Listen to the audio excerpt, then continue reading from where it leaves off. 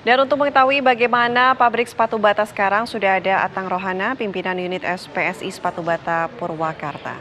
Selamat siang Pak Atang. Siang Mbak Vena.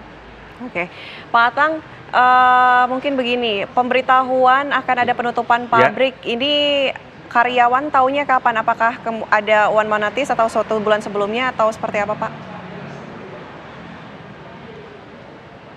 Pemberitahuan itu sejak tanggal 2 Mei, Mbak. Oke, sejak 2 Mei. Tanggal 2 Mei kita dikumpulkan bahwa, iya 2 Mei. Ya, dikumpulkan apa Pak?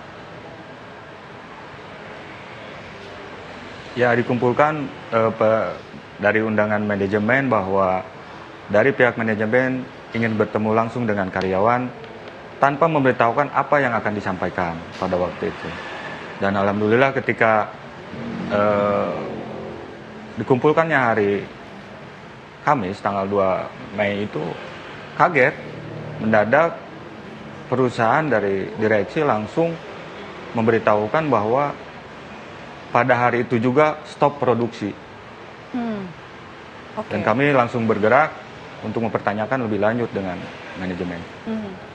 Apakah dari pihak manajemen juga menjelaskan mengenai adanya rencana transformasi bisnis dari PT Bata ini, Pak Atang?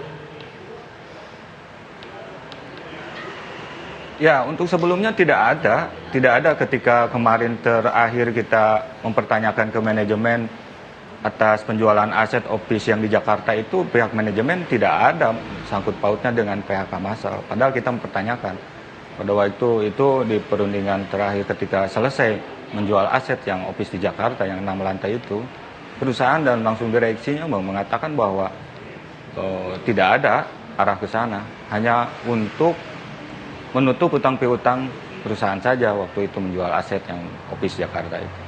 Oke. Pak Atang, pihak perusahaan terhadap karyawan menyampaikan apa terkait dengan penutupan ini? Alasannya? Alasannya pihak perusahaan dari 2019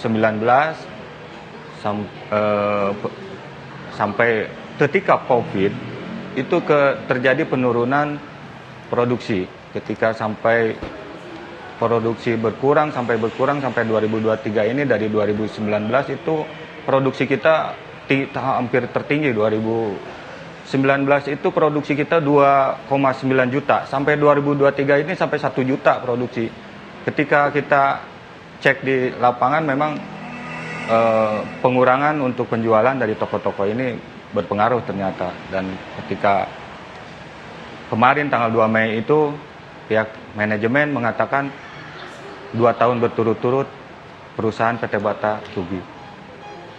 Oke, dan dengan keadaan seperti ini Pak Atang, pesangon untuk para karyawan, adakah penjelasan dari pihak manajemen?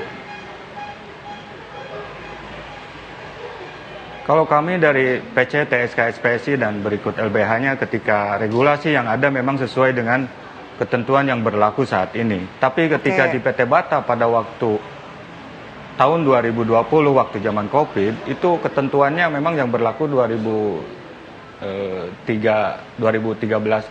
yang makai undang-undang regulasi 2003 itu. Jadi yang sekarang 1 PMTK, yang tahun dulu yang ada PHK massal itu tahun 2020 2 PMTK. Jadi kemarin ada sedikit yang harus dibicarakan dengan perusahaan. Tapi mudah-mudahan perusahaan saat ini bisa membuka untuk bisa lebih dari 1 PMTK meskipun itu sesuai regulasi, Bu.